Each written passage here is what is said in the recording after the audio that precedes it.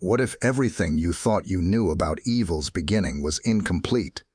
What if darkness didn't start in a garden, but in a throne room of light? Most of us imagine rebellion as something human. We picture Adam and Eve facing temptation, a serpent whispering doubt. We think sin entered the world through their choice in Eden's gates. But this narrative misses something massive. Before humanity existed, before time unfolded as we know it, there was another rebellion. A rebellion in heaven itself. A rebellion among beings who walked in God's presence without limitation. A rebellion that rewrites everything we thought we understood about darkness and choice. This ancient story matters because it contextualizes our own struggle. When you face temptation, when doubt whispers that God's word isn't trustworthy, you're not encountering something new. You're encountering echoes of a rebellion that shattered heaven's perfection. Centuries before you drew your first breath, before Adam and Eve, God created a realm unlike anything we inhabit. This wasn't a material universe bound by physics and entropy. This was a realm of pure intelligence, unmediated presence, and absolute clarity. Beings existed there whose knowledge was direct. They witnessed God's glory without veils, without the limitations of flesh. They stood in councils where divine truth was visible and immediate. These weren't angels, as we imagine them, distant and ethereal. They were architects of reality, stewards of cosmic order, administrators of God's kingdom. They possessed power that would terrify anyone who glimpsed it. They held wisdom accumulated across ages. We can measure. They knew God not through faith, but through presence. And yet in that perfect creation, something fractured. At the center of this rebellion stands a figure whose name itself tells a story. Lucifer means light-bearer or morning star. He wasn't a minor angel assigned to some distant corner of heaven. According to Ezekiel's vision, Lucifer was the seal of perfection. He was full of wisdom and flawless in his ways. He was a cherub, one of the highest classifications in God's entire creation. Cherubim weren't ordinary celestial beings. They occupied positions next to God's throne itself. Lucifer's beauty was without equal among created things. His intellect surpassed nearly every being in heaven. His position granted him access and authority that most creatures could never comprehend. Here's what makes this tragedy so profound. Lucifer had everything anyone could possibly desire. He experienced God's presence without the barriers we face. He understood divine truth directly, not through interpretation or faith. He stood in heaven's council itself, listening to purposes unfolding across eternity. Yet somehow this wasn't enough. The transformation is detailed in Isaiah's account, and the details matter. Lucifer's heart became proud because of his splendor. His beauty corrupted him from within. He looked at his own brilliance and forgot who granted it to him. He corrupted his wisdom for the sake of his brightness. Intelligence became weaponized against humility. Then came declarations that would echo through all of creation. I will ascend above the heights of the clouds. I will make myself like the Most High. In those statements, rebellion was born, not from ignorance, but from calculated defiance, not from deception, but from deliberate choice. Lucifer didn't rebel alone. According to Revelation, he drew a third of the stars of heaven with him. In biblical symbolism, stars represent angels. Specifically here, they represent the most powerful and intelligent beings in creation. A third of heaven's host chose to follow him into open rebellion. Consider that scale for a moment. If the angelic realm contained millions upon millions of beings, then a third represented an incomprehensible army. These weren't weaklings or minor spirits. These were beings of tremendous power and knowledge. They understood exactly what they were rejecting. They made a conscious choice to turn against their Creator. What was the core of their rebellion? It wasn't that they lacked information about God's character. It wasn't that they misunderstood divine truth. They had witnessed it directly daily for ages beyond counting. The rebellion was pure, calculated defiance. They wanted autonomy instead of submission. They wanted power instead of stewardship. They wanted to reshape creation according to their own will. They believed they could order reality better than the being who created it. Lucifer's war wasn't fought with swords in distant galaxies. It was fought through influence and seduction. He deployed an alternative vision of how reality should be structured. He presented rebellion as liberation, autonomy as enlightenment. He didn't attack God directly, knowing that was impossible. Instead, he corrupted from within. He deceived and convinced. He built a coalition among heaven's leadership to join his coup against established order. The Bible describes what happened next as a war in heaven itself. Michael the archangel, commanding God's loyal forces, stood against Lucifer and his armies. This wasn't a conflict of matched powers. God's authority was never in question. But the rebellion was real, deliberate, and consequential. The outcome was inevitable, but definitive. Lucifer and his forces were cast down from heaven. His rebellion failed completely and irrevocably. Yet here's the crucial point that changes everything. The rebellion wasn't prevented before it started. God allowed it to happen. This wasn't a miscalculation or oversight on God's part. This was the unfolding of divine purposes. We're still understanding God created beings with genuine choice, which meant the possibility of rebellion was real.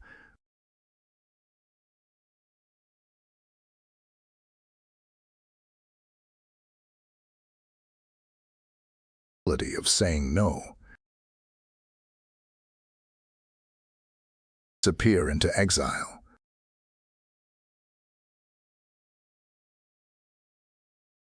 His attention turned toward God's next grand creation.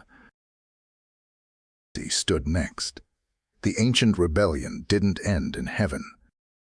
He was placing them in a world already occupied.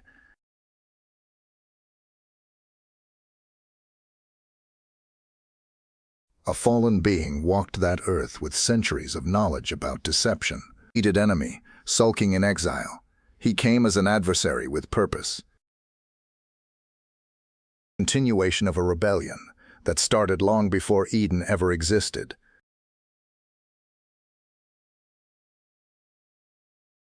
The same principles that corrupted Lucifer in heaven were deployed against humanity in the garden. The word wasn't reliable. Then came the implication that obedience meant limitation. Cost of disobedience. All three were old strategies, tested and refined. Understanding the ancient rebellion reshapes how we interpret human sin. We didn't invent rebellion.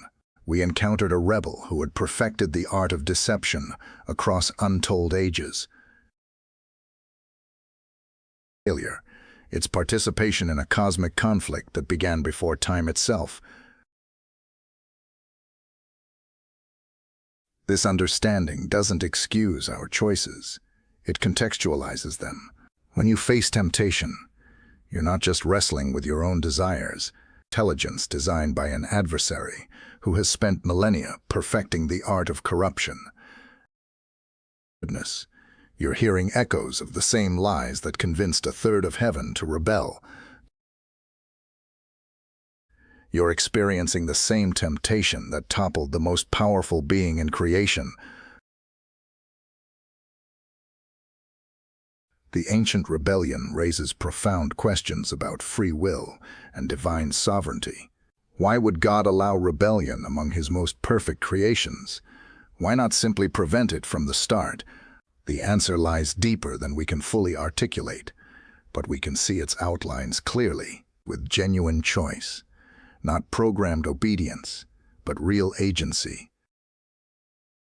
And code, but intelligent creatures capable of loving or rejecting their creator. This is the only kind of love that matters. This is the only kind of authority that's worth having. The possibility of rebellion had to be real, which meant rebellion had to be genuinely possible.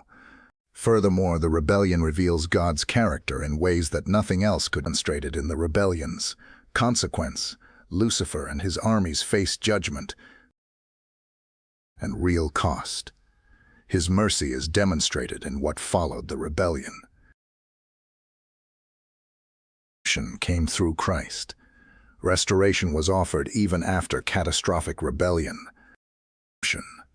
Christ's death wasn't just about forgiving humanity's sins.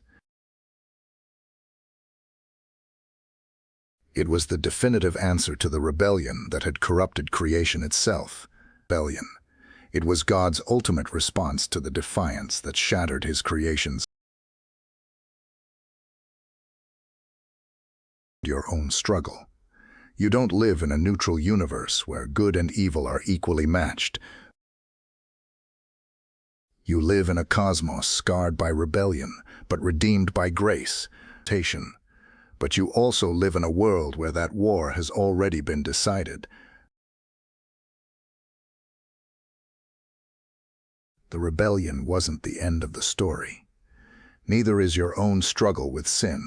In both cases, God's purposes continue to unfold toward restoration and redemption. Every theological question, but it fundamentally reshapes how you view your own choices. It explains why the spiritual battle feels so real, so personal, so ancient.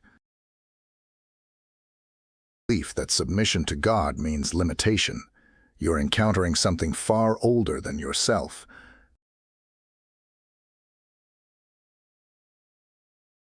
You're encountering the same deception that convinced a third of heaven.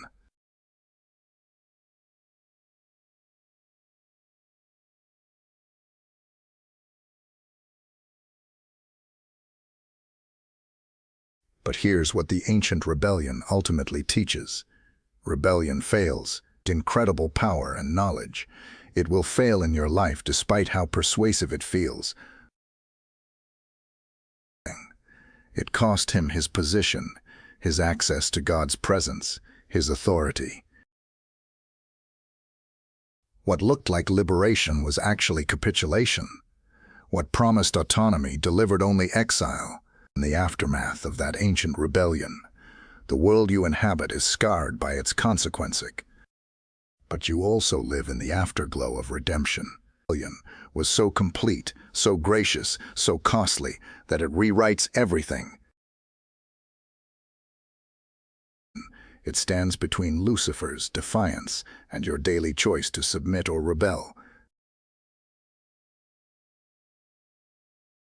Understanding this changes how you fight temptation.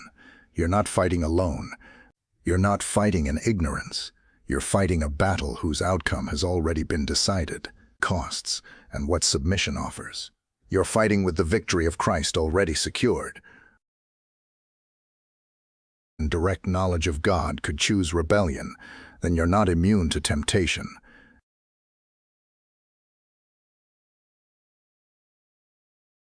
You're not above the battle. You're not beyond the reach of deception. Vigilance matters. Staying connected to truth matters. Choosing submission matters. But the ancient rebellion also teaches hope. Rebellion was defeated in heaven. It will be defeated in your life, but they are also defeated forces fighting a war that's already lost. Stand in a cosmos redeemed by grace. You face temptation, equipped with truth. You live in a world where the ancient rebellion's outcome is settled, and you're called to align yourself with the victory that Christ has already won.